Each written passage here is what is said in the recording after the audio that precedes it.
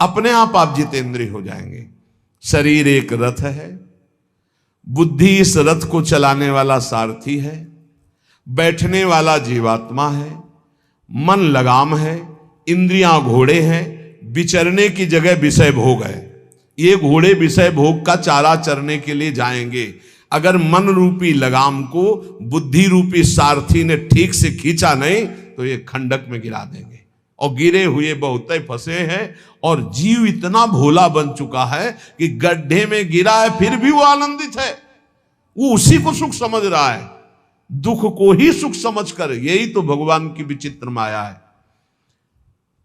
जिसे तुम सुख समझते हो वो सुख की छाया है, समझ पड़ती नहीं ये गिरधर की माया है। भयानक दुख के अंतर में वो डूबा हुआ भयानक परिणामों को प्राप्त होगा, लेकिन उसमें सुख का अनुभव कर रहा है।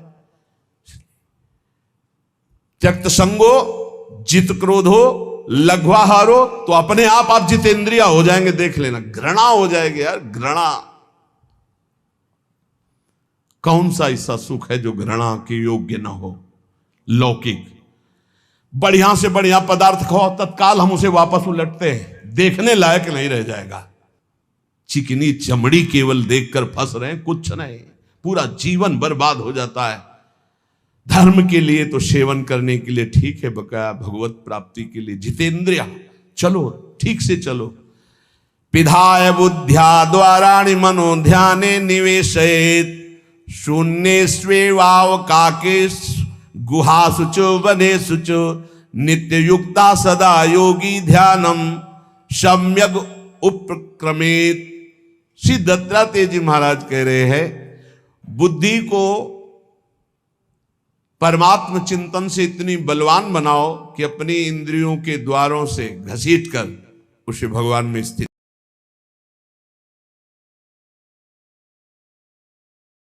चिंतन में शून्य स्वेवावकाशेषु, एकांत स्थल में कुछ देर बैठने का अभ्यास करना चाहिए। एकांत सुख मास्यता, 24 घंटे में 48 मिनट का तो रख ही लो शांत एकांत। अपने कमरे में शयन के समय आधा पौन घंटा अगर आप निकाल पावे, बड़ा आनंद आएगा। 24 घंटे आप सेवा दिनचर्या में लगे, आधा घंटे निकाल लो या 48 मिनट शांत बैठ जाओ। बिल्कुल कोई माला नहीं, कोई क्रिया नहीं, बिल्कुल आप इस बात को देखना करके शांत बैठो। पहले बैठ जाओ। अब देखो आपका मन कहां है, तत्काल देखिए। जो ही शांत बैठे, अब है कहां? जो सामने रूप आ रहा है, चाहे वो वस्तु हो, व्यक्ति हो, स्थान हो, उसमें तुम्हारी ममता है, उससे तुम्हारा संबंध है। वस्तु, व्यक्ति, स्थान, प्रभु आ रहे हैं कि संसार का कोई वस्तु, व्यक्ति, स्थान आ रहा है? यदि कोई संसार का वस्तु, व्यक्ति, स्थान आ रहा है तो तत्काल उसमें भगवत भावना करो, या वहां से हटा के तत्काल अपने गुरुमंत्र में लगाओ। शांत एकदम बैठो। अब उस समय जांच करो कितनी बार किसका रूप आया। प्रभु का कितनी बार आया, संसार, और जिसका जितनी बार आए उससे अधिक नंबर देखिए कि 5 बार तो उस पुरुष का आया, 5 बार उस स्त्री का आया, और एको बार प्रियाजू का नहीं आया।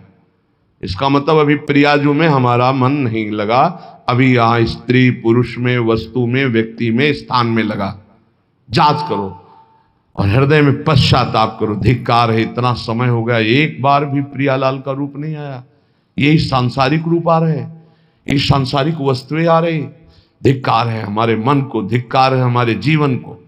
ये हम आपको आंतरिक बात कह रहे हैं। पूज्य भाई जी महाराज, जिस समय मन को धिक्कार दिया जाता है, जलन होती है, जब जलन होती है तो निर्मल होता है, निर्मल होता है, निष्पाप होता है, मल भस्म होता है। जो ताप अंदर मन में होता है प्रायश्चित का, उससे अब बार बार सामने आपको जो गुरुमंत्र मिला है उसको लिखिए। कोई माला नहीं, बहुत आराम से, कोई जल्दीबाजी नहीं, 1 मिनट में एक बार लिखेंगे। यहां कोई संख्या हम नहीं बोल रहे, यहां कोई आपको नहीं कि 108 बार करना है कि 50 बार करना, 5 बार करो केवल। हम कह रहे 5 बार आराम से लिख रहे हैं, शांत बैठे, खूब आराम से, बढ़िया रा बहुत बढ़िया, धा, राधा, राधा, रात। आप देख लीजिए, अब ये भाग जा रहा है, पकड़ो कहां भाग के जा रहा है। इस वस्तु से क्या संबंध है, इस व्यक्ति से क्या संबंध है, कितनी बार इसको छुआ है, देखा है, भोगा है, मिले हैं, सूंघा है, कितनी जन्मों में। धिक्कार तुझे मन, जो तू राधा नाम को छोड़कर, प्रियाजू के इस अमृत में नाम को छोड़कर भाग रहा है, फिर उसे लाओ नाम में, फिर लाओ नाम में। आप देखिएगा एक दिन उसी रा और धा के बीच में प्यारी जो और प्यारे जो मुस्कुराते दिखाई देंगे। देख लेना, एक समय 24 घंटे में ऐसा निकालो जिस समय आप अपनी अंतःकरण की वृत्ति को बार बार बाहर जाते हुए घसीट कर अंतर में लगाओ। हर समय साधन में लगे हो, लेकिन एक समय इतना साधन कर, जो गृहस्थी में हम कह रहे 10 मिनट शुरू करो भाई, 10 मिनट से 10 मिनट शांत होकर बैठ जाओ। 10 मिनट बैठने में क्या परेशानी, उस समय जांच करो, जहां जहां मन जाए वहां से हटाकर नाम में लगाओ। बार बार सुंदर स्वर्णिम अक्षरों से नाम लिख रहे, रंग बिरंगे अक्षरों से, रा और रंग से, बड़ी आ की मात्रा और रंग से, धा और रंग से, बड़ी आ की मात्रा और रंग से, ऊपर के ऐसे खेलो, मन को खिलाओ, राधा नाम में खिलाओ, डुबाओ इसमें। आप देख लेना, हमारी बात को समझ लो। केवल ये वो बात कह रहे हैं जो आपको प्रियाजू के रूप के ध्यान में डुबो देगी। यही राधा नाम रूप प्रकाशित करेगा। तेरो रूप कहे त नहीं आवे, श्री हरिवंश कछुक जस गावे, वो रूप ये प्रकाशित कर देगा। तो कह रहे शून्य स्वेवाव काशेषु, एकांत स्थान में जहां आपको विक्षेप न पड़े। ऐसी वृत्ति के समय अगर आपको कोई शोरगुल सुनाई दे रहा हो, आपका अभ्यास दृढ़ नहीं, तो एक रुई को ऐसे कपड़े में करके, महीन कपड़े में 2 बना लो, ऐसे लगा लो, कान में लगा लो, आवाजें नहीं जाएगी। अब ध्यान करो, देखो साधन की प्रणाली। और जब अपने साधन की बात होती है ना, तो आप हजारों अलग अलग आवाज करो तो हमें बस इतना समझ में आएगा कि चिड़ियां चहचहा रहे हैं, आवाजें निकल रही, बस हमारे लक्ष्य में कोई अंतर नहीं पड़ने वाला। और अगर डूबना हो गया तो आवाज भी खत्म, श्रवणेंद्रिय होते हुए भी शोरगुल नहीं सुनाई देगा। पर प्रारंभिक दशा में ऐसा चाहिए। अगर आपको बार बार विक्षेप हो रहा हो, विक्षेप तो इतना कि घड़ी का टक टक भी बर्दाश्त नहीं होता, मन है ध्यान में बैठे ना, वो पहली बार एक खिड़की खुला है, खिड़की खुला है, खिड़की, अब उठो पहले खिड़की बंद करके आओ। ये इसको बैठते ही देख लो कि कोई ऐसा प्रश्न तो नहीं कर रहा कि अमुक कोई बात हो, उसको निपटा दो पहले। हम सबसे पहला काम करते थे, अगर राधा वल्लभ जी के दर्शन करने जाने हो, हमें इत्र खरीदना, तो सबसे पहला काम हम इत्र खरीदेंगे। क्यों? ये दर्शन नहीं करने देंगे, इत्र खरीदना है। बार बार कहेगा इत्र हमें दर्शन में नहीं डूबने देगा, तो पहले हम वो काम सब कर लेते थे जो राधा वल्लभ जी के दर्शन के बाद कर रहे हैं। अब दर्शन में तो केवल दर्शन।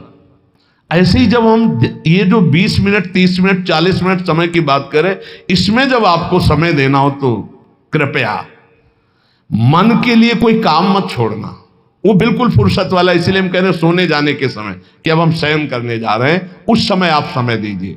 और अगर ये पहले ही बार में कह दे कि अमुक अमुक अमुक, तो तुरंत सुधार दीजिए, नहीं पूरे ध्यान में वही चलाएगा। वो बहुत बहुत ही विघ्नकारी रहता है जब तक निर्मल नहीं हो जाता। और जिस समय नाम पकड़ने लगता है, ऐसा आनंद आता है कि केवल रोने का मन करता है। आप इसको करिएगा जरूर, एकांत स्थल पे करिएगा। और जब ये करने विघ्न करे तो कान में श्रवण होता रहता है शोरगुल। तो ये हमने किया है प्रारंभ में, रुई में ऐसे, और एक महीन कपड़ा का बना के ऊपर कपड़ा से ऐसे और ऐसे खूब ठास के भर ले, अब आवाजें ले जाएगी। अब अंदर राधा राधा राधा आनंद आएगा। ये प्रारंभिक है, ये आगे चल के इनकी जरूरत नहीं पड़ती अंतर्मुख होने पर।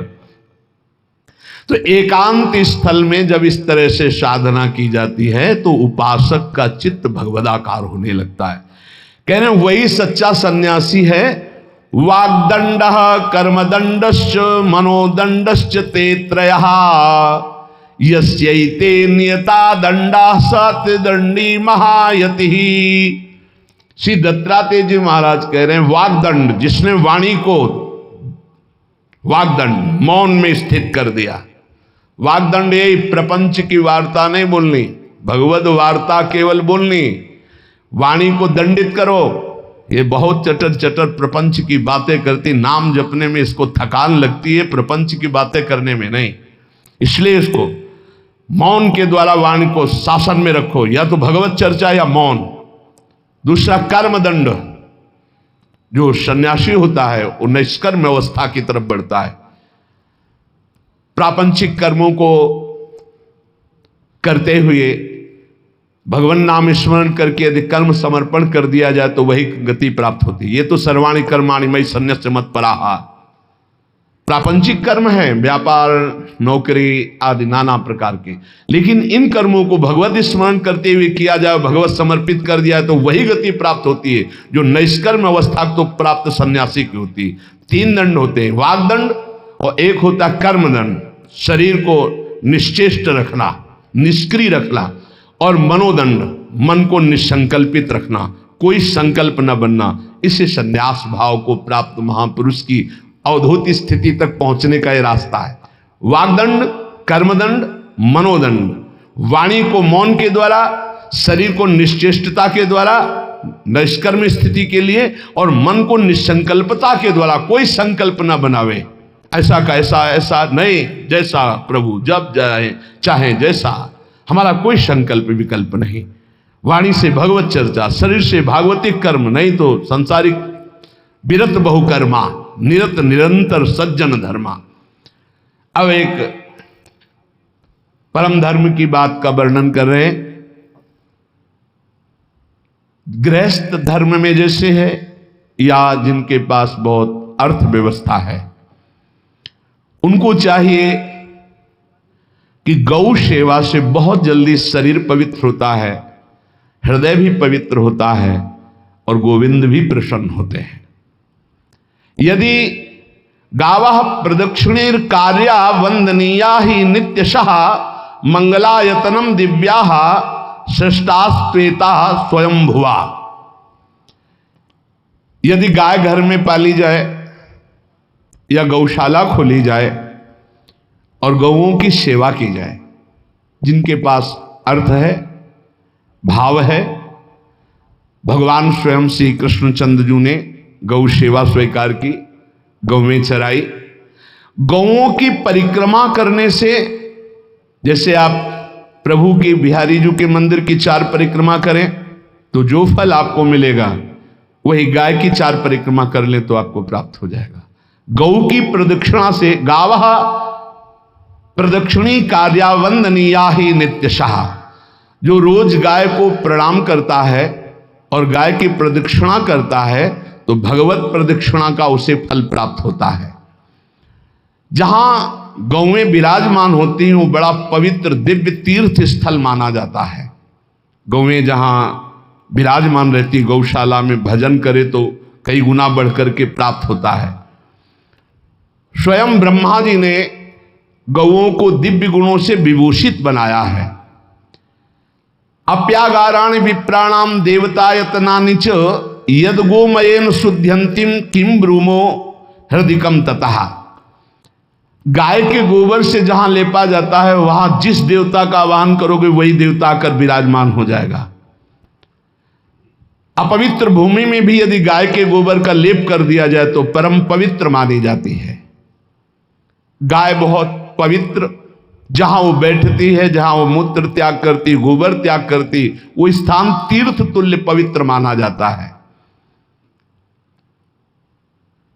भगवान जब गाय के पीछे पीछे चलते तो गोरा जोड़कर उनके मस्तक पर विराजमान होती, उनके मुखार बिंद पर विराजमान होती। बाल गोविंद के अनिष्टों को दूर करने के लिए गाय के पूंछ को उनके ऊपर से झाड़ा देती थी मैया। जब गुरुमंत्र वैदिक सिद्धांत से दिया गया था पहली बार तो पंचगव्य पिलाया गया था।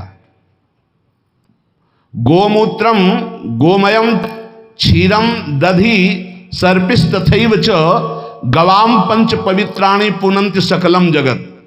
कितना भी बड़ा पापी हो अगर पंचगव्य पिलाया जाए तो वो वैदिक मंत्रों को स्वीकार करने लायक हो जाता है, पवित्र हो जाता है। पंचगव्य में 5 चीजें गाय की होती है। गाय का मूत्र, गाय का गोबर, गाय का दूध, गाय का दही और गाय का घी, ये पांचों मिलाकर पंचगव्य पिलाया गया था। पहली बार जब वैदिक मंत्र दिया गया था तो पंचगव्य बनवाया था गुरुदेव भगवान ने सन्यास, और वो पिलाया था। ये पंचगव्य पिलाने से अपवित्रता का नाश होकर पवित्रता का संचार होता है। इसलिए धन्य है उनका जीवन जो गौ सेवा परायण है भगवत भाव से। गाय में साक्षात भगवान का भाव रखकर गौ सेवा करते हैं। त्रिषिता गौर गृहे बद्धा गेहे कन्या रजस्वला देवशास्त्र सन्निर्माल्य हंति पुण्यम पुराकृतम। यदि घर में गाय बंधी है और भूखी है और प्यासी है तो तुम्हारे सारे पुण्य नष्ट हो जाएंगे। अगर घर में रजस्वला कन्या बहुत काल तक है और उसका विवाह आप नहीं कर रहे हैं तो आपके सारे सुकृत नष्ट हो जाएंगे। यदि घर में ठाकुर जी विराजमान है, कर का पहनाया हुआ माला सुबह तुमने देख लिया तो तुम्हारे सारे पुण्य नष्ट हो जाएंगे, क्योंकि शयन कराते समय तुमने उतारा नहीं, अर्थात तुम सेवा में प्रमाद करते हो। तो देवतास्त्र सन्निर्माल्य हंति पुण्यम पुराकृतम। जैसे सुबह श्रृंगार किया तो रात्रि के शयन के समय वो हटा लेने चाहिए माले। जब हम शयन कराते हैं तो भले पुष्प शैया पे शयन कराएं पर माला नहीं धारण कराएं। श्रृंगार का माला अगर दूसरे दिन दर्शन किए क्यों पहने ठाकुर जी, तो तुम्हारे सुकृत नष्ट हो जाएंगे। गाय बंदी हो घर में, वो प्यासी है और भूखी है, तुम्हारे सुकृत नष्ट हो जाएंगे। त्रिषिता गौर गृहे बद्धा, क्योंकि तुम्हारे पास है, सेवा करना चाहिए। यो वै गाम प्रतिसिद्ध्यंत चरंतिम च स्वतरणम नरहा तस्य पूर्वे च पितरा कंपन्ते पतनोन्मुखा। यदि गाय हरी हरी घास चर रही कहीं और तुमने डंडा ऊपर प्रहार किया और लाठी मारी तो तुम्हारे पितर खोपड़ी के बल नरक जाने के लिए तैयार हो गए। ये लिखा है चरंतिम स्वम तृणम नरहा तो तस्य पूर्वे च पितरा कंपन्ते पतनोन्मुखा। इसीलिए क्या भारत से कहीं किसी की तुलना हो सकती है जहां गौ को माता की पदवी दी गई, जहां गौ को हम आराध्य देव के रूप में मानते हैं, आराधना करते हैं। गौ रक्षा, गौ सेवा, ये बहुत बड़ा इसमें छुपा हुआ है। स्वयं भगवान अवतरित होकर गौ जब गाय के रूप में पृथ्वी रमाती तो भगवान का अवतार हुआ है। बड़ा विचित्र समय आता चला जा रहा है कि अब आधुनिक यंत्रों की ऐसी सेवाएं हो गई बड़ी बड़ी कि अब ना बैल की जरूरत है और ऐसे दूध की महंगाई बन गई कि अब देसी गाय 2 लीटर 3 लीटर 4 लीटर और ऐसी ऐसी कि 20-20 25-25 लीटर दे तो कौन देसी गाय को। तो गौओं का सेवा का भावना शास्त्र आज्ञा करता है कि जो प्रतिदिन अग्रग्रासे परोभावा कर्तव्यो भक्ति तोन्वहम अकृत्वा स्वयं आहारम कुर्वम नापनोति दुर्गतिम। जे ही तुम्हारे गृहस्थ में घरों में पहले होता था, अब तो भगवान जाने, जे ही पहली रोटी तवा में गई तो वो निकाल करके पक्की रखी जाती थी गौग्रास के लिए, पहला रसोई में। तो इसमें लिखा प्रतिदिन स्वभोजनम, पहले स्वयं भोजन न करके गाय के लिए ग्रास निकालना चाहिए। तो जिनके पास अर्थव्यवस्था जो गृहस्थ धर्म में है या जिनके पास अर्थ है, कुछ रोज 1 रुपया निकालो। हम कह रहे रोज निकालो तो महीने में 30 रुपया होते। 30 रुपया में एक गाय को हरी घास तो एक टाइम पवा ही सकते हो ना, बहुत नहीं है तो 1-1 रुपया निकाल के अगर एक गाय को चारा दोगे तो एक बार का भोजन तो हो ही सकता है। 30 रुपया में हरी घास जाकर के उसके दावा एक बार तो पवा दोगे ना। अग्रग्रासे परोभावा कर्तव्य भक्ति तोन, हम भक्ति पूर्वक गाय को 1 ग्रास भोजन में 1 रोटी तो निकालना चाहिए गाय के लिए, ऐसा शास्त्र आज्ञा कहता है।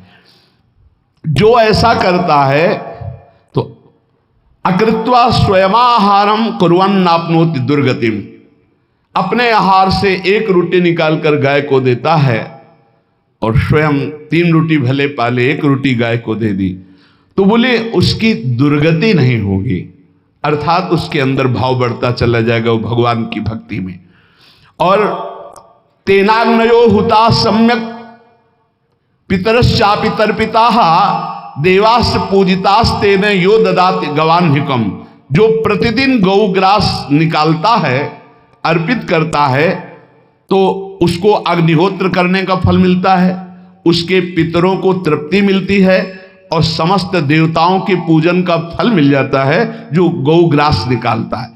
यो वै ताड्यते यष्ट्याधेनुम मर्त्यो विमूढ़धि, जो मूर्ख मनुष्य, जैसे अब गाय दूध नहीं दे रही, मार डंडे डंडे मार रहे हैं, इंजेक्शन लगा रहे हैं, ऐसे वैसे कर रहे हैं, उसको ताड़ना दे रहे हैं, तो बोले जो मूढ़ बुद्धि मूर्ख मनुष्य, यो वै ताड्यते यष्ट्याधेनुम मर्त्यो विमूढ़धि, वो गाय को लाठी से मारता है, डंडे से मारता है, हाथों से मारता है, तो धर्मराजस्य नगरेशा याति करवर्जिता, धर्मराज जी पहले अपने नरक में ले जा करके उसके कहते थोड़े थोड़े तिल तिल करके पहले इसके हाथ काटो, मरना है नहीं वहां, अब आराम आराम से थोड़े थोड़े पहले हाथ वर्जिता, इन्हीं हाथों से गाय को मारा था ना, तो ऐसे थोड़ा थोड़ा काटा जाता है उसके हाथ, कर वर्जिता, उसके दोनों हाथ काट करके थोड़े थोड़े।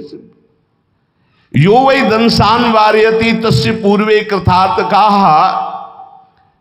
नृत्यंत सवादिस्मास्तरिष्यति भाग्यवान, जो गौ के शरीर को स्नान कराता है, गौ के शरीर को कीट आदि से मच्छर आदि से रक्षा करता है और खूब अच्छा अच्छा पदार्थ गौ, केवल दूध के लोभ से नहीं, ये हम गौ सेवा की बात कर रहे हैं, ये कि नहीं वहां 10 लीटर दूध देती तो हाथ फेरो, जब दूध नहीं देती है तो चारा भी ठीक से नहीं दे रहे, और उसके ये स्वार्थी हो, गौ सेवा का बात नहीं, वो दूध का लोभी केवल व्यापार की बात करता है। गौ सेवा का तात्पर्य है गौ सेवा, केवल खूब बछड़े को पिला दिया प्रसाद रूप से जो दूध मिला उसका अपने सेवन की, वो बात तो अलग है।